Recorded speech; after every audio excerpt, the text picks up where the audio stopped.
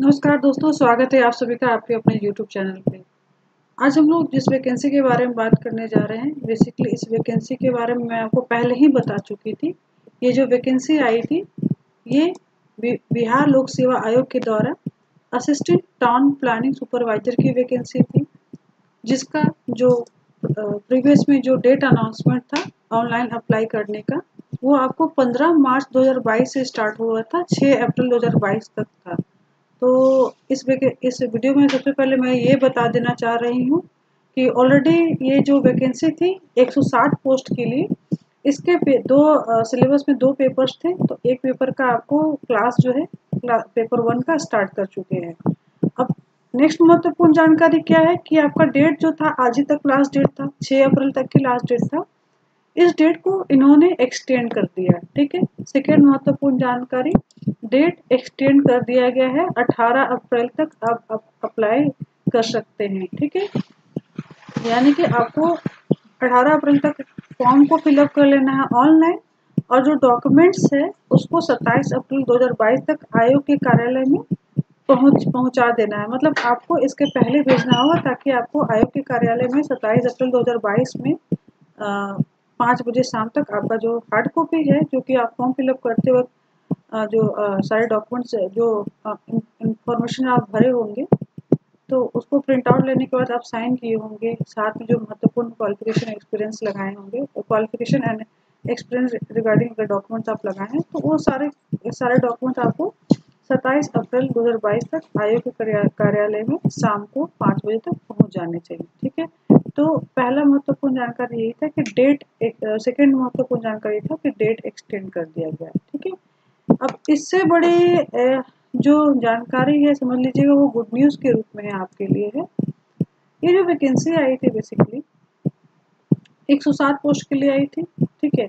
इन्होंने जो educational qualification जो बताए थे, आप सभी जान रहे हैं, जो एजुकेशनल क्वालिफिकेशन है आपको डिटेल एडवर्टीजमेंट में क्लियर कट लिखा था कि आपका जो ग्रेजुएशन होगा वो आपको बैचलर इन प्लानिंग हो सकता है, या फिर पीजी डिप्लोमा आपने किया होगा रिमोट सेंसिंग और जीआईएस में, या फिर आपने मास्टर किया हुआ प्लानिंग में, या टाउन प्लानिंग में, या रीजनल प्लानिंग में, या अर्बन प्लानिंग में, या सिटी प्लानिंग में, या कंट्री प्लानिंग में।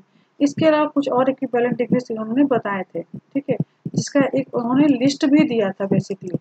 ये आप देख रहे होगे, ये जो आपको जब वैकेंसी आया था उसके साथ में ये एक पन्ने का डिटेल्ड आपको eligible qualification and equivalent qualification with name of offering institute लगाए थे।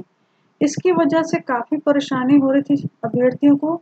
इवन आप लोग मुझे कॉल करके भी पूछ रहे थे कि मैम, जो हम लोग का जो क्वालिफिकेशन है वो तो मैच कर रहा है, बट जो ये इंस्टीट्यूट बोल रहा है वो मैच नहीं कर रहा था। तो कभी बस मैं भी थोड़ा सा इसमें परेशान थी कि ये एक्चुअली क्या पॉसिबिलिटी बन सकती है।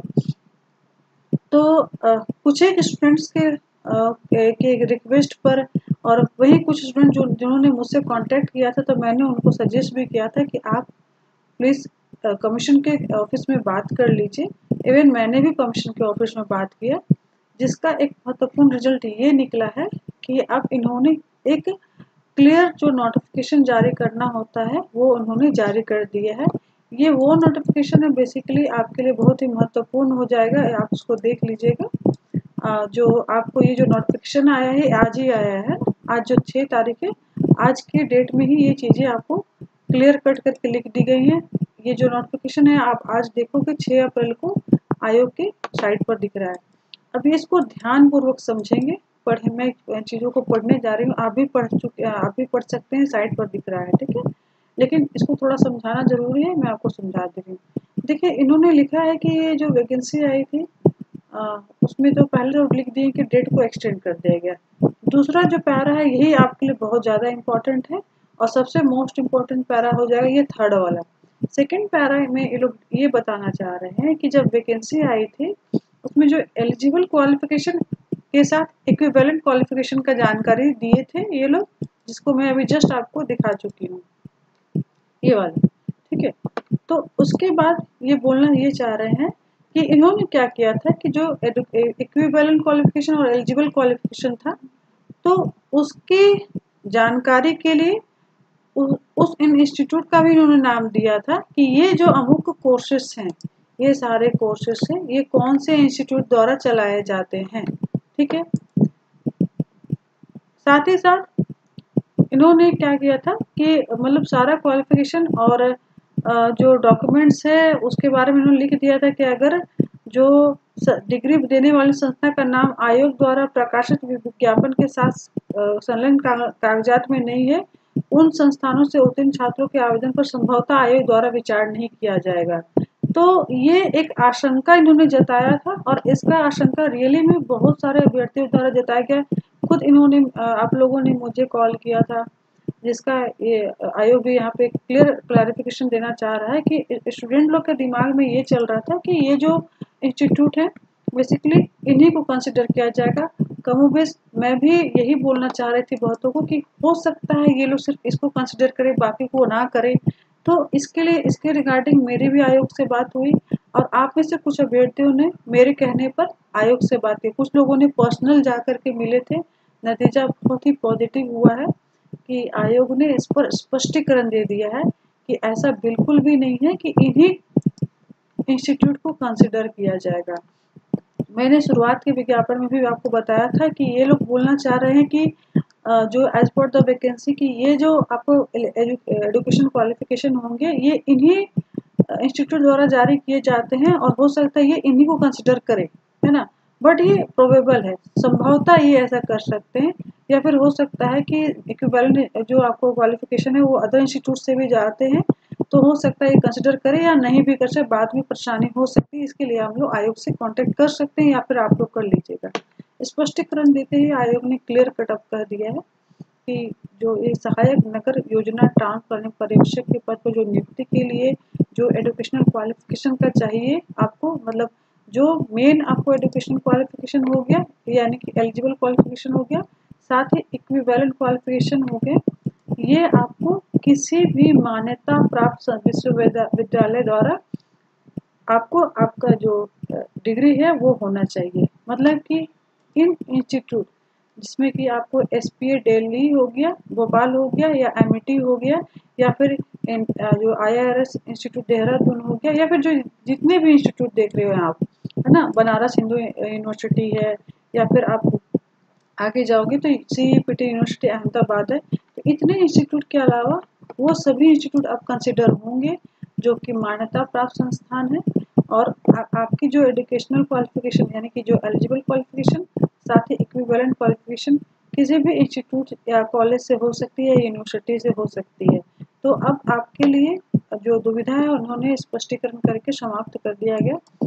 बहुत से स्टूडेंट इसकी वजह से ही अप्लाई नहीं कर पाए थे, अब आप लोग आराम से अप्लाई कर सकते हैं। और खासकर कुछ स्टूडेंट ऐसे हैं जो कि इग्नू को लेकर भी परेशान थे, जो आप लोग मुझसे कॉल किए थे, बोले थे कि मैम हम लोगों का इग्नू से है, ये जो कंसर्निंग आपका जो पीजी वाला जो कुछ आपको ऑलरेडी एजुकेशन क्वालिफिकेशन मेंशन करके रखा है। तो मैं उसके लिए भी आपको स्पष्टीकरण देना चाह रही हूँ कि मैंने आपको बोला था कि आप हम लोग आयोग से जब स्पष्ट हो जाएंगे तब आपको बताएंगे। तो वैसे अभ्यर्थी अगर आप डिस्टेंस एजुकेशन से भी किए हो इग्नू से, और वो क्योंकि इग्नू अपने आप में मान्यता प्राप्त संस्थान है, विश्वविद्यालय है, तो आप भी अप्लाई कर सकते हो। या फिर जो भी एलिजिबल क्वालिफिकेशन और इक्विवेलेंट क्वालिफिकेशन होंगे इन इंस्टीट्यूट के अलावा जो अदर इंस्टीट्यूट होंगे, बट वो रिकॉग्नाइज होने चाहिए, मान्यता प्राप्त संस्थान होना चाहिए। ठीक है, तो वो आपका जो एलिजिबिलिटी है वो कंसिडर किया जाएगा। आप आराम से फॉर्म फिलअप कर सकते हो। अब समय में थोड़ा देरी नहीं करेंगे, 18 अप्रैल तक है और आज ऑलरेडी 6 अप्रैल हो चुका है ना।